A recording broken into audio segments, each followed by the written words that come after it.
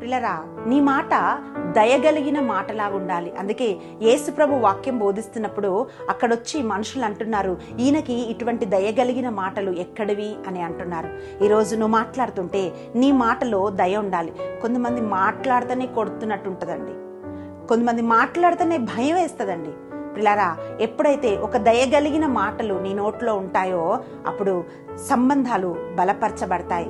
పిల్లరా, దానివల్ల మీరు కూడా సంతోషంగా ఉంటారు. ఎందుకంటే వాక్యం చెప్తుంది, నీ నోటి మాట ఉప్పు వేసినట్టుగా ఉండాలంట.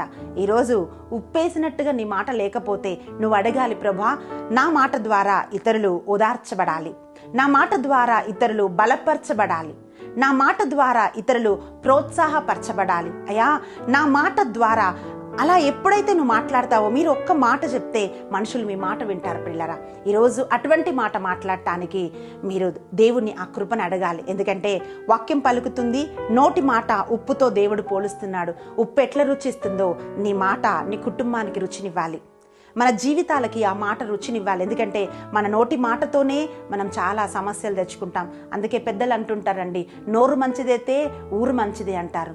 ఈరోజు మీ నోరు మంచిదైతే మీతో ఉండే వాళ్ళందరూ సంతోషంగా ఉంటారు, మీరు కూడా సంతోషంగా ఉంటారు. కనుక మన నోటి మాటలు దేవుడికి మనం అర్పిస్తాం. దావీదు అంటున్నాడు, అయ్యా నా నోటికి నువ్వు కాపు పెట్టు అంటున్నాడు.